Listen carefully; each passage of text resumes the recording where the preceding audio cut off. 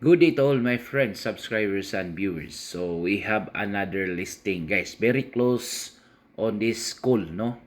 Dool kayo ni sa kining eskwelahan sa UC, University of Cebu Maritime Education Training. So this is the guys. This is the property. Mo ning atubangan sa property. Dili kay sa dako og karsada pero mubo rasad ang dili sa kay layo, no. So this is the inside, no, mani sa sulod, inside of the property. There are boarding houses, no, boarding houses and a residential house. So the size is 1,153 square meters.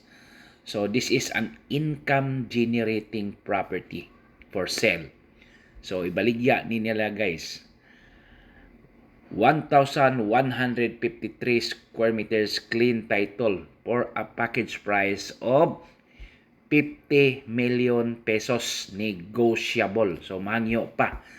So nindot ni nga property, guys, kay mo income gyud ka, puno-puno ang ilang boarding house, dako gyud og income per month.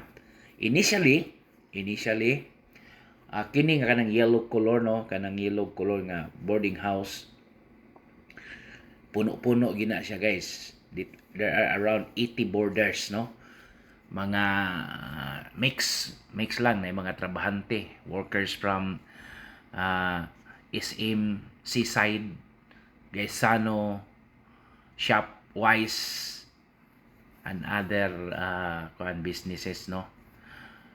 Then majority maritime school students, no, maritime school students.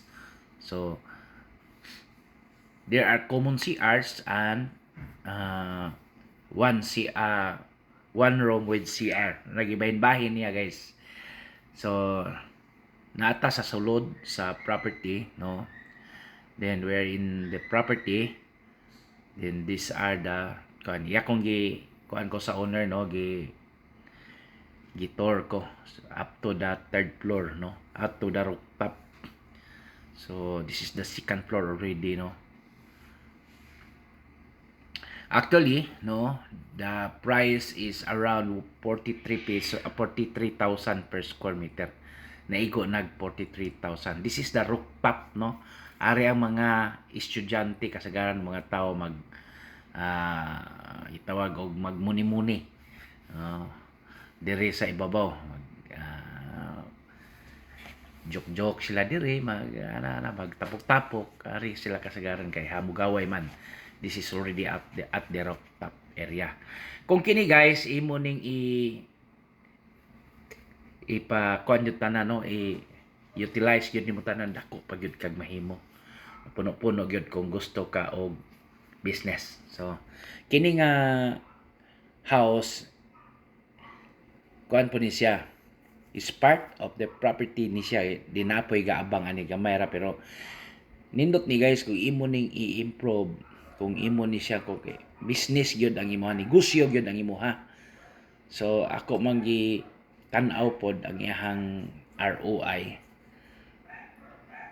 Maka ROI jud kag sakto ani kung i-utilize na nimo gamo nimo ning 3 story, imo ning i-utrohon 3 to 4 story, kaya ra kayo, mao ni ang property. Pero ni income na gyud siya, guys, of more or less na as mga 200 to 300,000 per month. Mao ni iyang initial ko, ano. So dili kayo siya dako og road diri sa kagay na interior man siya, guys, pero dili gyud ingon nga layo pod na mo man ang highway. So tuarang SMC side, malantaw ra, walking distance sa gini sa SM City. Na iniagi nga sakyanan tungod sa property, one way ra siya, pero sa una gamay naman sa crossing, makaliko raw, kuan ra sila, magitawag masabot-sabot ra sila. So nindot yun. So gibalanse-balanse pod nako guys kung adto kag highway tag 100,000 plus naman ang per square meter. Pero kung ari ka sa sulod, igo-igo ra gyud po siya. Mo na nga as for me kung imo niya acquire, this is a good income generating. Katong natay mga although 50 million is negotiable, no? Sa wa ta mag per square meter pero ako lang pong gibalanse-balanse nagay potential labi na kwarta dali ra kay mahurot nya inflation taga sa kayong mga presyohan. So ibutang tag mga 5 years to 10 years from now mas makabawi ka. Okay ni ang ano SMC side, this is the part of Cebu City, no? Daghan kay balayo manang national highway duol na diha ang overpass paingon sa SM kanina mao na ni going to SM nya napagi daghan kayang mga negosyo dihan dapita mao na nga dili gyud mahubsan mag-ilog ang mga borders ganina atong time, no, pag kuan to daghan gyud kay nangitag boarding house mao na nga kung imo ning paliton this is really very potential kayo siya. So nice gyud kayo ang property nya. In terms of flooding, no, baha, no, wala siya history kay naibabaw man ni siya. It's already up the kuan kanang elevated portion of the kuan kanang location. So diha ra dapita pero di naman gid kayo mo abot, no. So mo na siya guys. Ang ato wala tay kuan flooding, no flooding in the area because that is very elevated na. So mo na siya guys, no.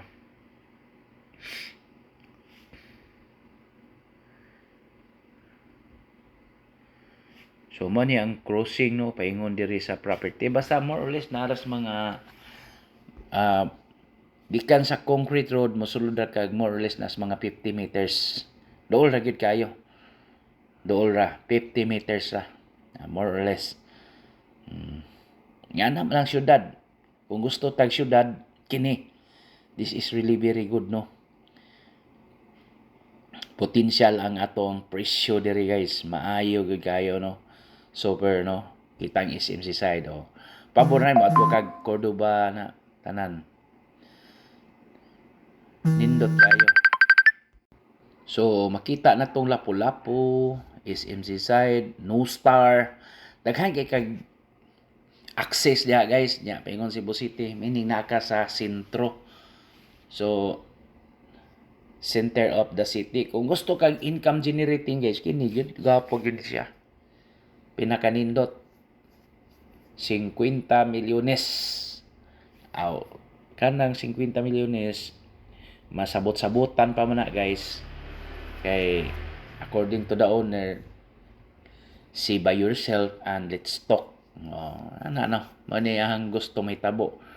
Ingon siya nga, bisita lang dire, nya mag-istorya ta. Mani kuan.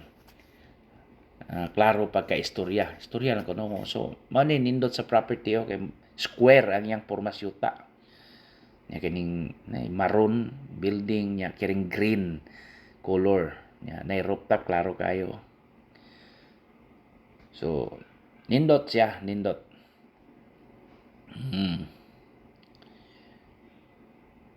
See, very nice yun siya.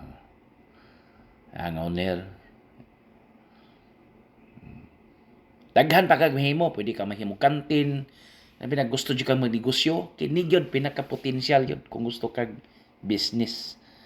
So mo ni akong giingon nga kanang road, mubo ra kayo na corner diha siya mo backing o in kaso gawas.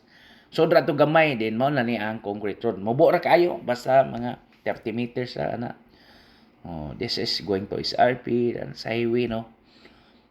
Indot kayo.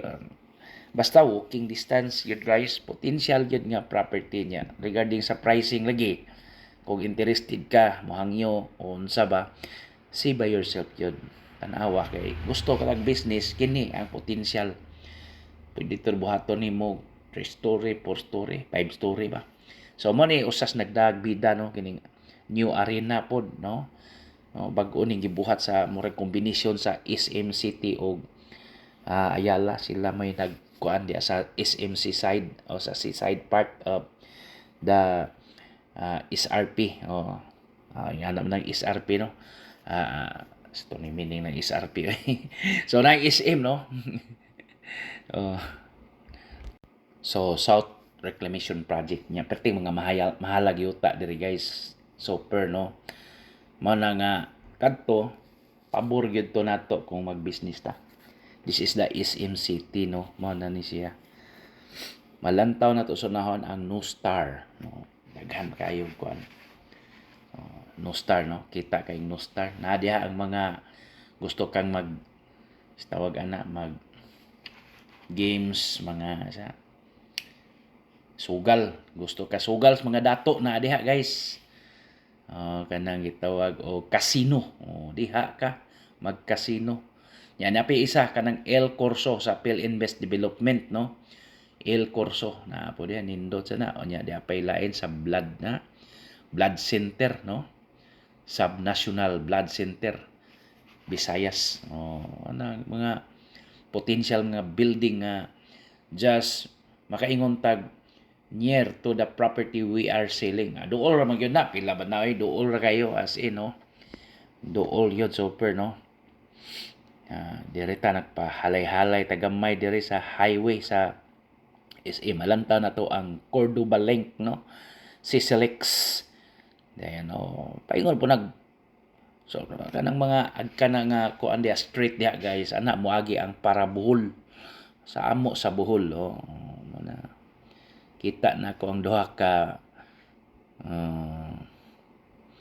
kuan itawag ana SM no. Kita na to ang duha ka binuhat diri guys nga nagpahayahay nya nasa murag duaan diha guys nindot sa no. Duha ka binuhat guys na naigo gid sila sa akong kamera kay ako manggikuha ang No Star no.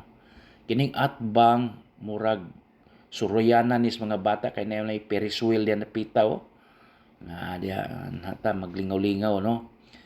Dayon SM dayon na guys. Are dayon SM no. SM kita kay ang SM. So okay, for inquiries just contact me. Thank you.